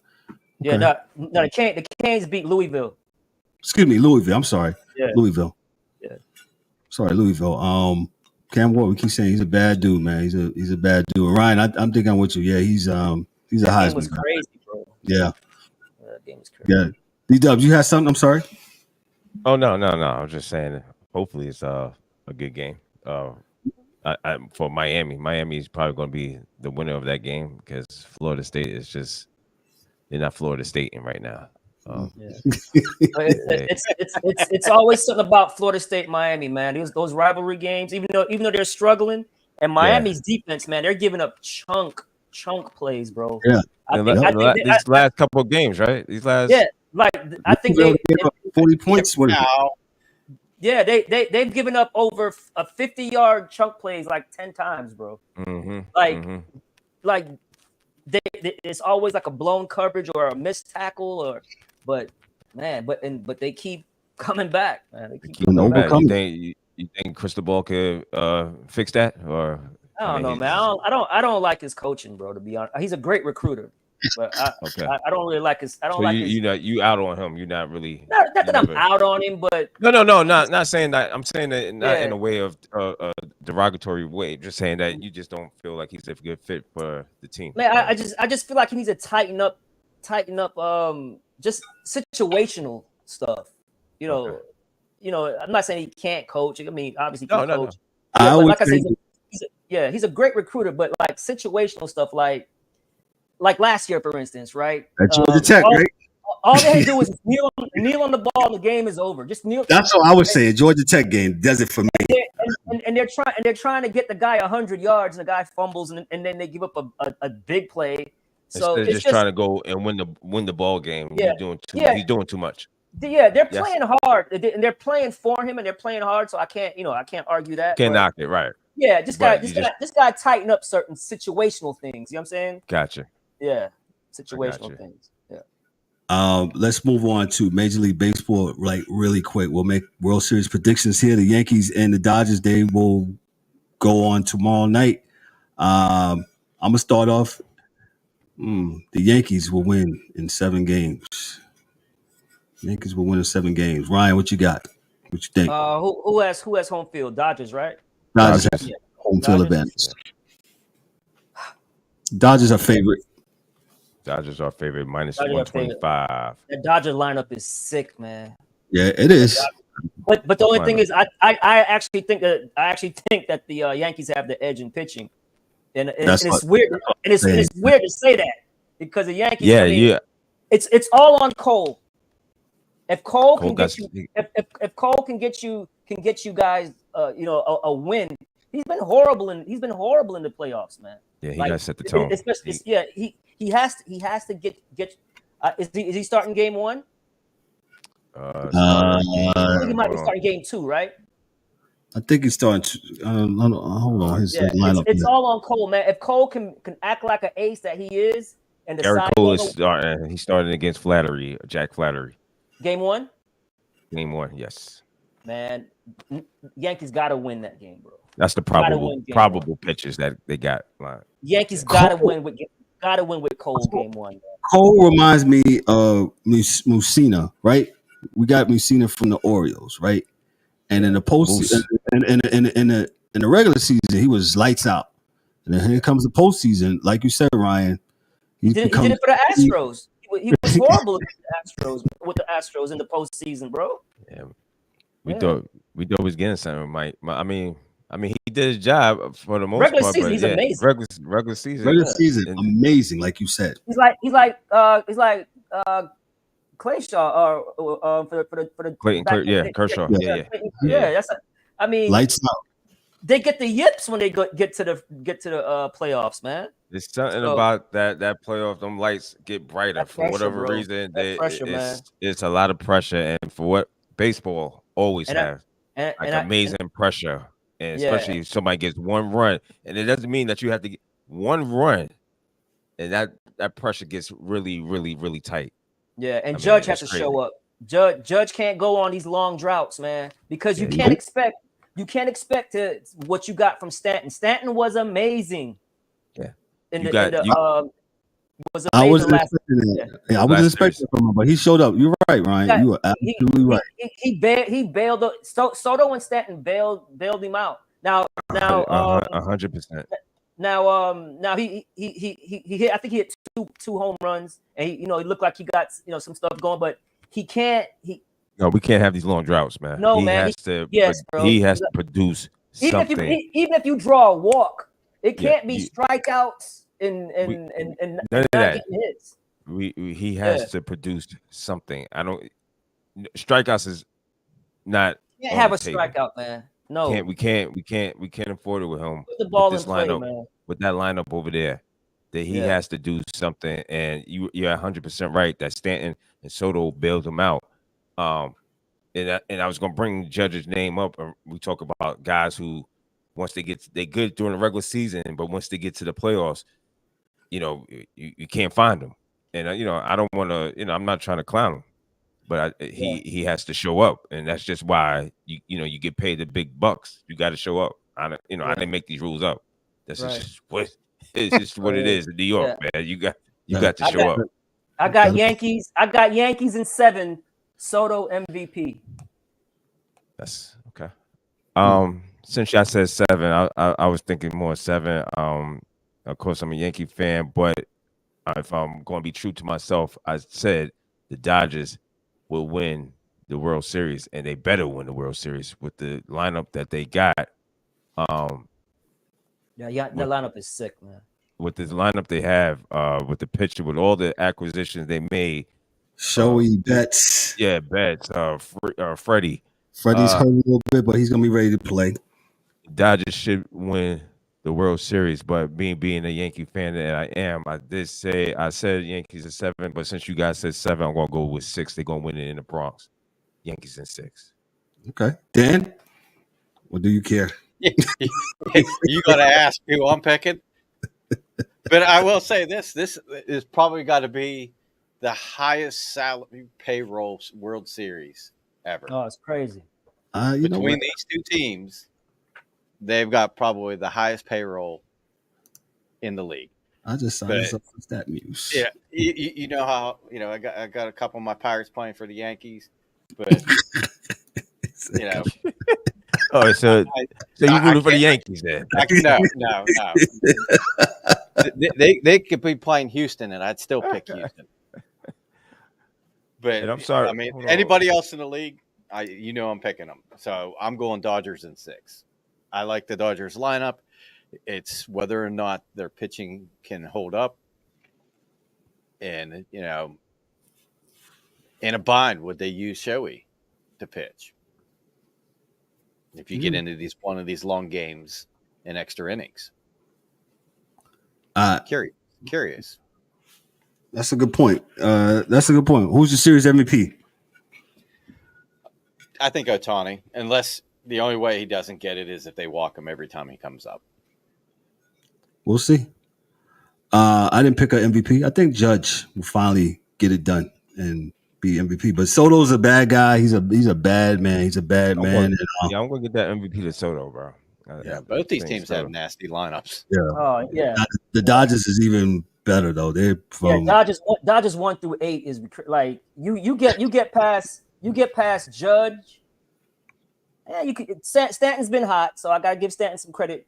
So, but yeah, man. I mean, the Dodgers. They got, if you look, they got Muncy. They got Kiki Hernandez. They got Freddie Freeman. Muncy. Williams. Smith. Will Smith, the catcher. He can hit. Mookie. Otani. It's like that. It's like that Bugs Bunny cartoon where they got murderers coming up. Yeah. They just keep us rolling straight in the bases. Yeah. Hey, I just want to correct myself before the haters be like, "Yo, he said you're gonna win 6 in the 6 in LA." It's 2-3-2. Yes, that's the format. Yeah, it's 2. So they'll have to win in Chavez Ravine like they did in 1978. So last time the Yankees and the Dodgers, the old lineup, the old the 2-3 then 1-1-1. Yeah. I just said the last time the Dodgers and the Yankees hooked up in the World Series was 1981 when the Dodgers won the series 4-2. And I remember I cried, man, when the Dodgers. Was that Kirk Gibson? No, Kirk Gibson was 88. That's against the Oakland A's. Yeah, that was the A's. Okay. Yeah, that was 88 against Dennis Eckersley. Man, I remember that, boy. Yeah, the Bash brothers, man.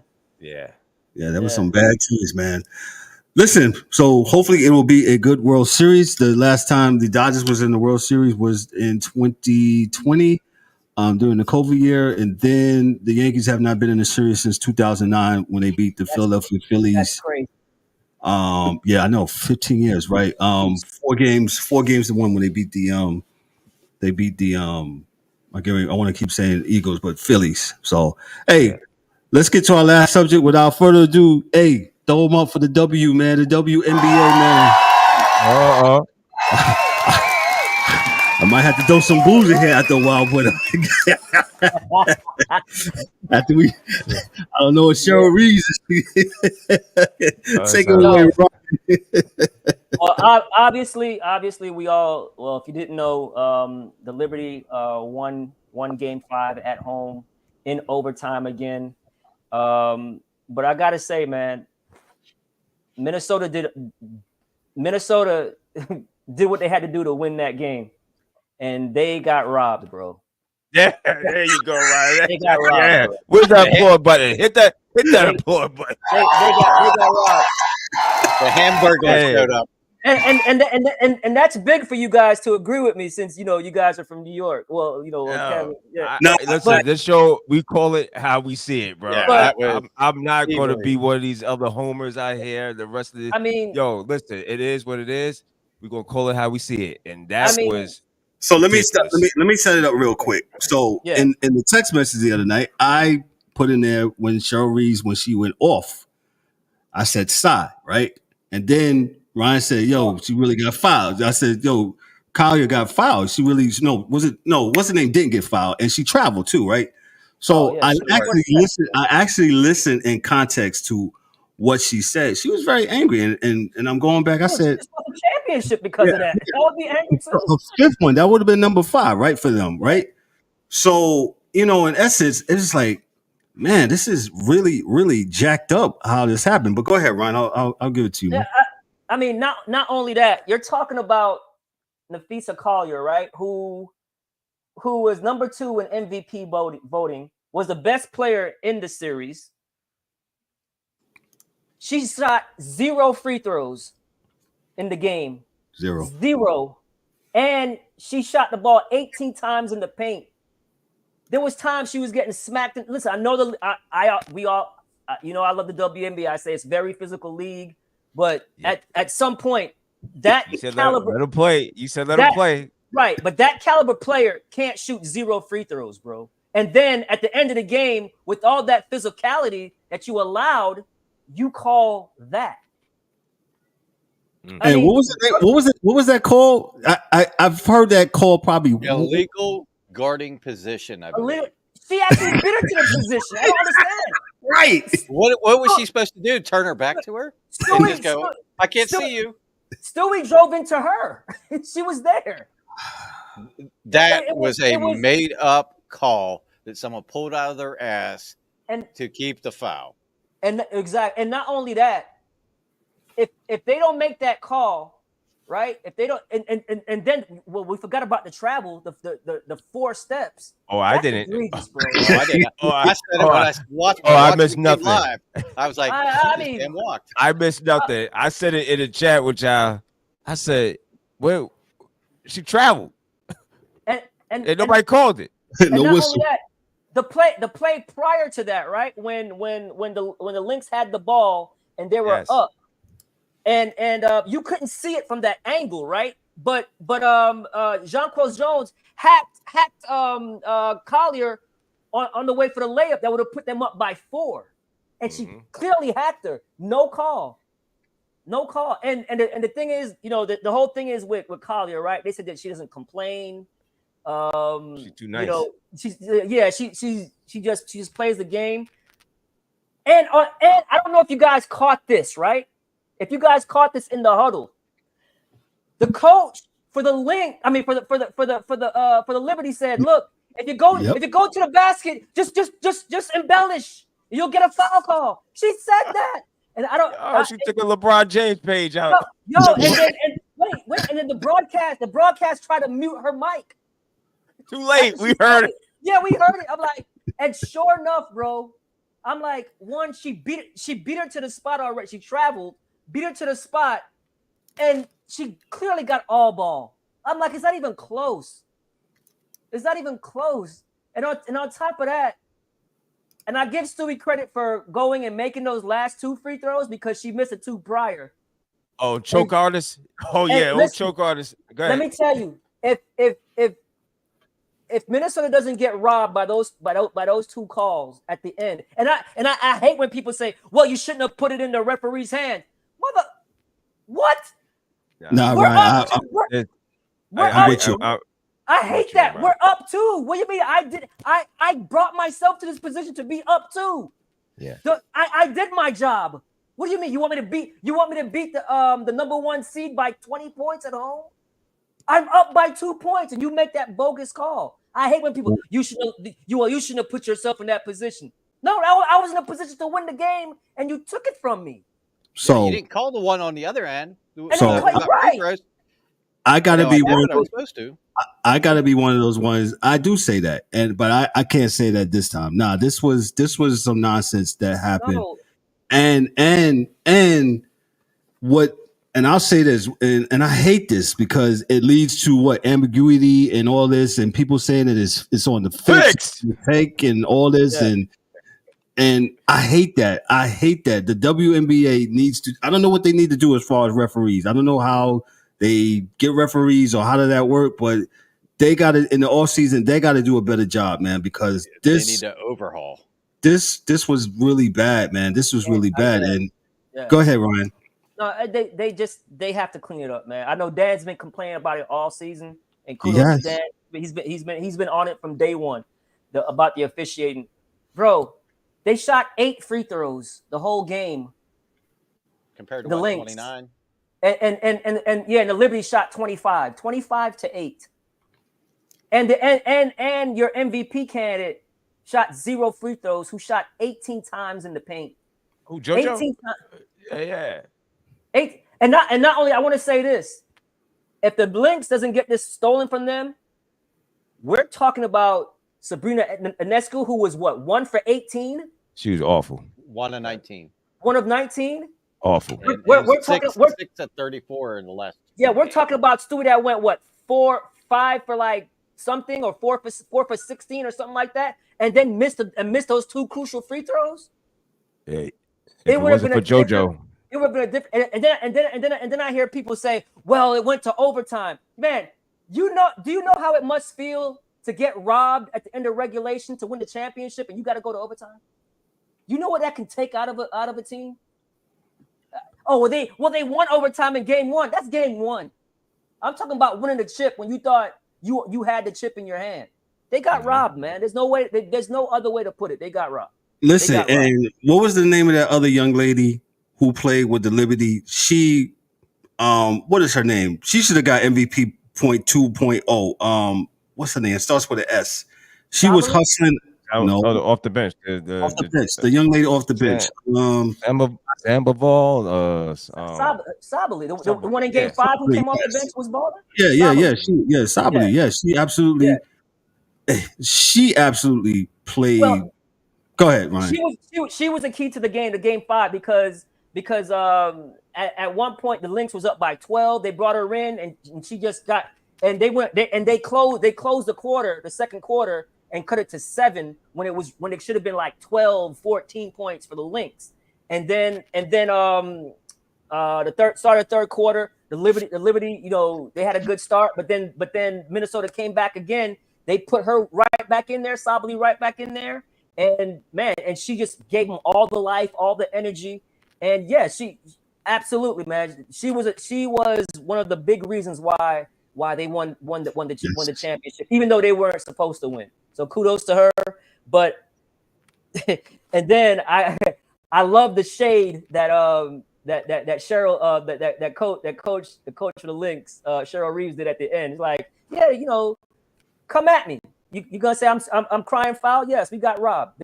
This shit got stolen from us, and I agree. And then she's like, and then she was like, yeah, you know what I'm saying? We were going for our 5th championship, and it was stolen from us. And the Lynx, the Liberty, they've been in the league for what, 28 years? This is their first one. She was throwing major shade, but they deserve to win that game, bro, because it was home cooking, man. 25-8 free throws. The second best player in the league shot 0 free throws after she's getting mauled. What's crazy is McBride took 6 of the 8. Right. And Alana Smith was 1 of 2. Yeah. Those are the only 2 that shot free throws. Nobody else got fouled. Yeah, it's crazy, man. It's crazy. But hey, kudos to them. They got the championship. So championship. Yep, they had the parade down the Canyon of Heroes today, down Broadway in New York to City Hall, and Liberty won, man. So it is what it is. Like I said, I'll say it again, man. Officiating. We have talked about officiating this show. What transpired the other night, they got to clean it up. They got to make that better. Because, like I said, you'll get the conspiracy theorists, the tinfoil hat people be like, "Yo, this is what's going on. This fixed." And to review it and come back. To review it and to say that, I was like, "Holy cow!" It's like, wow. Well, the commissioner, what kind of dress was she wearing? Oh, Dan! No. It was kind of half. It was half like Liberty thing, and it was a half. I'm not talking about Angel Reese. I'm talking about the commissioner. I know. That's what I know. Yeah, it was a half. So she had something. It had something to do with the Liberty and the Lynx. To be fair to her. So yeah, okay, they kept saying it was the because the only portion I saw was, of course, the New York City skyline. I didn't see the other half where she had something for the Lynx too. It was something, yeah.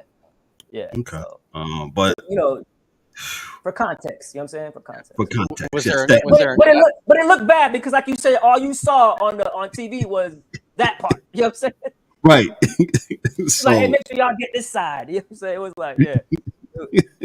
It's just really bad because I hate to win you hate to win a championship off like that. You know what I'm saying? It's not a good look. Not a good look, but it is what it is. Kudos to Liberty winning their first championship in what is that? 28 years? It's 28. 28 years, man. 28 years, man. Since the beginning, they're one of the founding teams.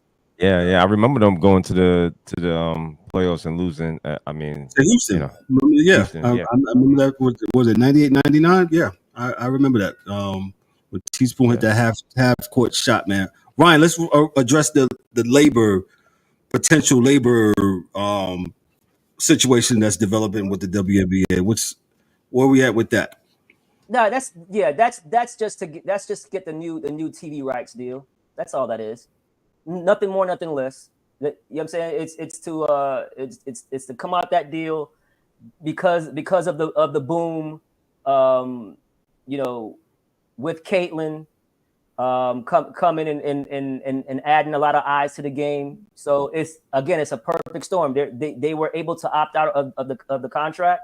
So of that agreement and get a new agreement, because they will get a bigger TV rights deal moving forward. So it was just a smart move. Got you. Just the $40 million that they lost this year. Your thoughts on that? Yeah. Go ahead. Got it. Right. It looks bad, right? The $40 million. They lost $40 million. Yeah, that right? looks bad, bro. Yeah. It looks bad, but that's us losing. That's us losing $40. I'm not counting these people's money. Don't do it neither. The league is not going anywhere. The league is not going anywhere. All right. Take this. We got Twin Box, bro. Oh yeah, that's right. That's right. The league ain't going nowhere.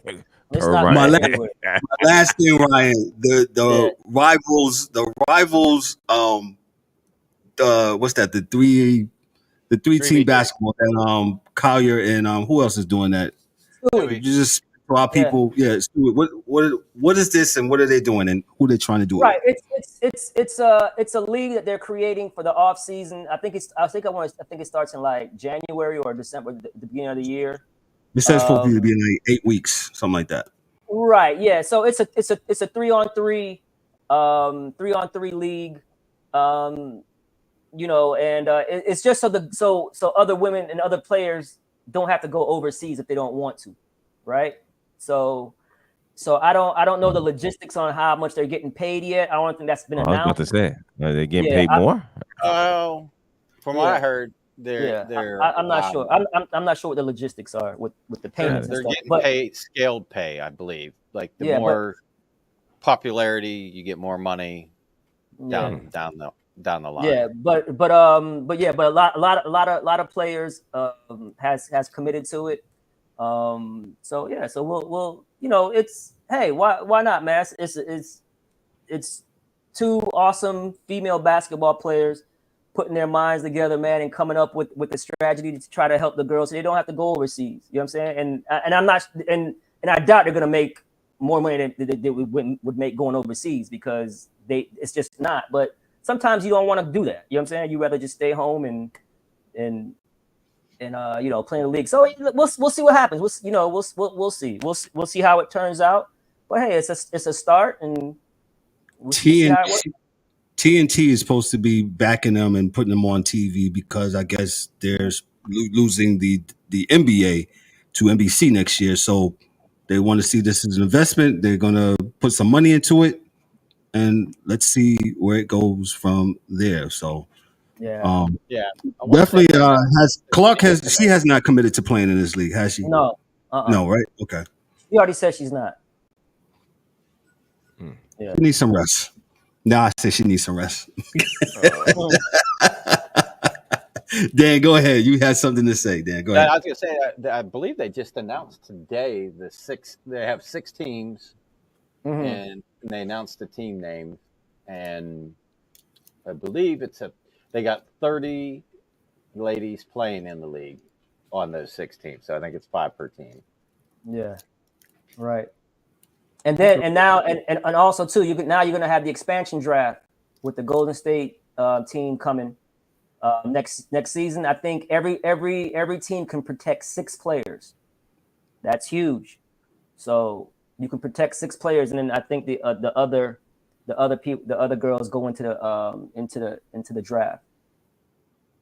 It'll be interesting to see the free agents this year, because there ain't a single one that's signing for more than a year. Yep. Kelsey Plum is a big free agent. She's going to be the big free agent prize right there. Hey, wait till that new CBA kicks in. Hey, me and Ryan might go cover a couple games there. They said the first couple games will be in Miami, man. Ryan got get some press passes January 17th. I'm going to work on that. Yeah, I'm going to work on some press passes, man. Yeah. So we definitely do that. Yeah, January 17th. They said with TNT, TNT, I'm going to hit y'all up tonight. Try to get press passes for me and my main man Ryan here. We go check it, man. See what's going on. Hey, great show. Go ahead, Dan. Go ahead. No, I'm good. Oh, okay. I thought you had some, bro. Hey, great spirit of the show. Love the guys, man. Love the passion. Yo, man, we just love sports on here, man. We just love sports. And No. We're not gonna get out of here without talking about the elephant in the room real quick. Just real quick. Bronny James and his son and LeBron James, his played father. 2 minutes, bro. He played 2 minutes. No. ESPN, they set this up, from the beginning. They knew what they was doing. And I'm just want to bring life to it and just speak about it, that we told you guys. We told you that this was a bunch of nothingness. And again, the guy scored. He should not be here. I'm gonna say it. He doesn't belong here. Not to say he can't build his way up. This is not a hate shot. It is what it is. His dad did this to him. Absolutely. And I said it from beginning. We, now that this is manufactured. What did y'all think? What was y'all thinking? We knew it's nepotism. I ain't mad at it. Yeah. No. We should be mad at it because the thing about it is, you may not be. That's fine. But what I'm saying is that is if it happened to you or somebody else, it would be a problem. That's all I'm saying. And it is what it is. That's playing. In every aspect of life, we see that, bro. He's playing, but everybody knows he has no business there, and he's taking the spot. That's all. Dan? I got nothing. I thought I heard that story before at the Olympic team with the women. Taking the spot. Yeah. But she was deserving. No, I'm not saying there was somebody else on the team. That's the difference. No, the person on the team shouldn't have been there. Well, you're not going to get no fight from me because I think I was on your team. The same thing. You know what I'm saying? But they won the gold. They won the gold. They would have won the gold regardless. Hey, they almost lost the goal. What are you talking about? They almost lost. Hey, why was that? Yeah, their guard play. Yeah. A year they would have won by 30 if Caitlin played. Nope. They probably would have been the same thing. It didn't matter. You could have put five. You could have put 5 other players in the W on that team, and they still would have won. Okay, that's all I had. Hey, yo, is that a gas can I see? Yeah, that's all I had. Yo, man, you guys are funny, man. This is definitely, man. I had it on my thing, but I actually forgot because we got into the other stuff, man. But yeah, he crossed that shit off. Yo, man, I just asked everybody, it is what it is.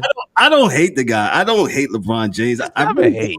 That's never hate, man. I just don't like some of the things that has transported during his career playing basketball here. So I think he's a great player, but I'm with D-Dubs, man. His son doesn't. He can work his way up to it, but it is what it is. ESPN bigged it up. They had the Nike flew the Griffies out there to be with them. Hey, they Vince McMahon the whole thing, bro. That's all. They took a page of the WWE book. They did the whole thing, man. It is what it is, man. Go watch that Netflix special on the WWE. That's with Vince McMahon. That was pretty cool.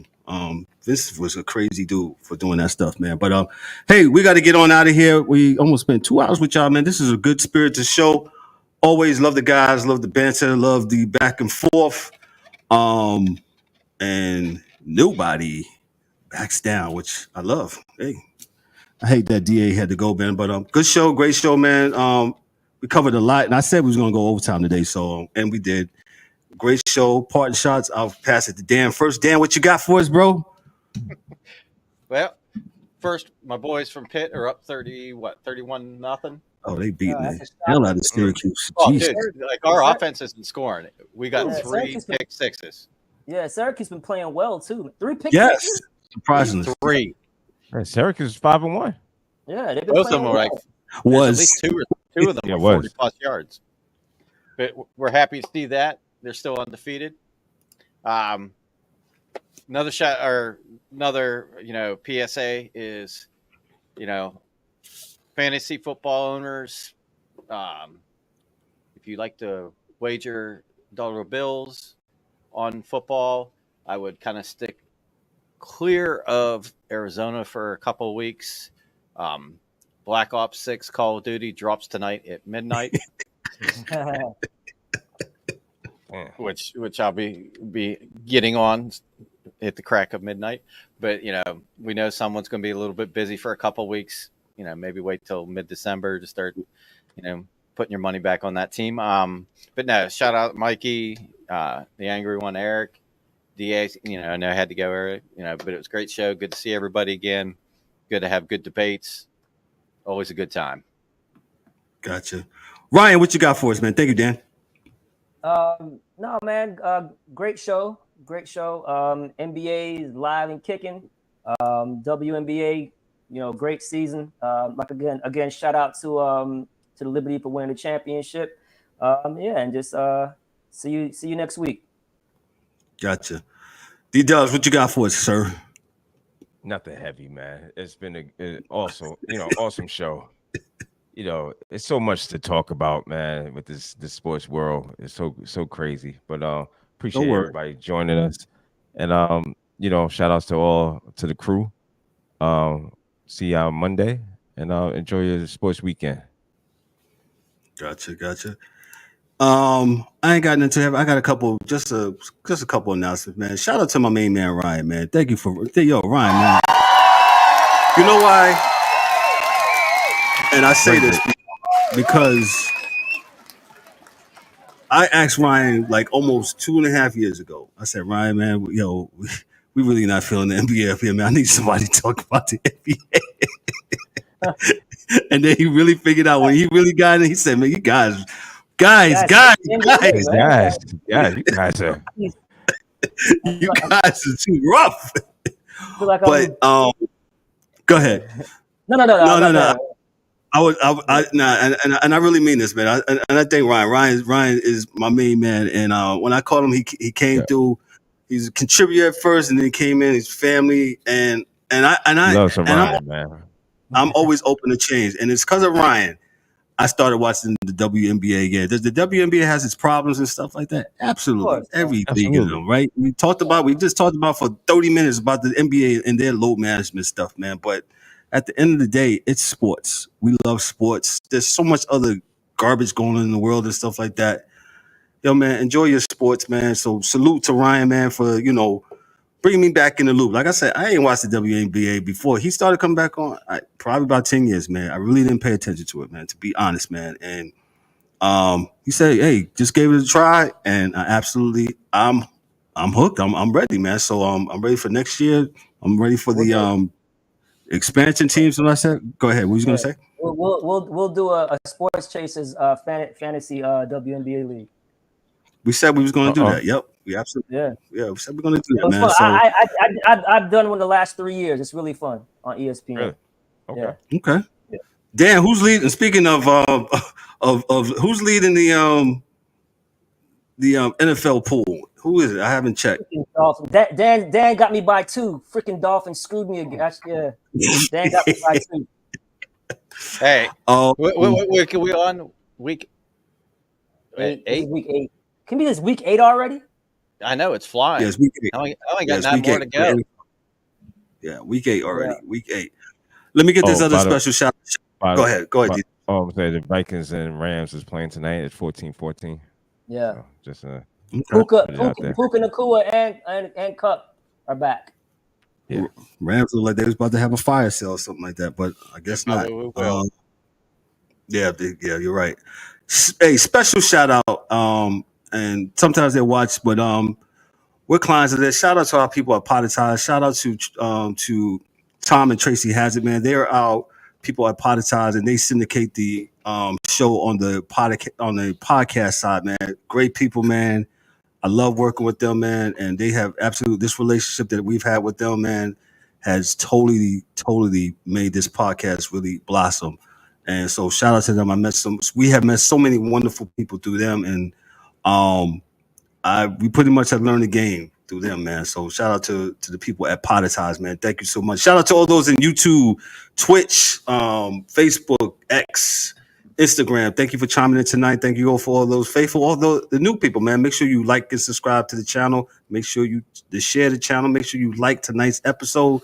Jack up the algorithm for us, man. I ain't got anything else. Shout out to to the Angry One and Mike Mills. They're not here tonight for DA. He had to bounce and do some other things and some other obligations, man. But yo, man, this is what we do. It's the Sports Chasers podcast, man. Listen, we're gonna get on out of here. On behalf of myself, I am Kevin L. Warren, your host and moderator for Darryl D. Warren Darryl D. Warren. Excuse me, I call him Ryan. For Ryan D'Souza, for Dan the hockey dude, for the DA in his absence. And I said and I said Mike Mills, yo, this is the Sports Chasers podcast. Hey, don't forget, next week, Monday Night Blitz. And also, we will be on Wednesday. We won't be on Thursday. We'll be on Wednesday night for the Thursday show. So Monday, Wednesday. Just remember that. And I ain't got anything else. Y'all be good. Y'all be blessed. Hey, have a great weekend. And we'll talk to y'all later, man. Peace. I think I want to say peace. Where is my... I want to end the show. There you go. I think I do. This is all tore up. Hey, you gotta get your okay. No.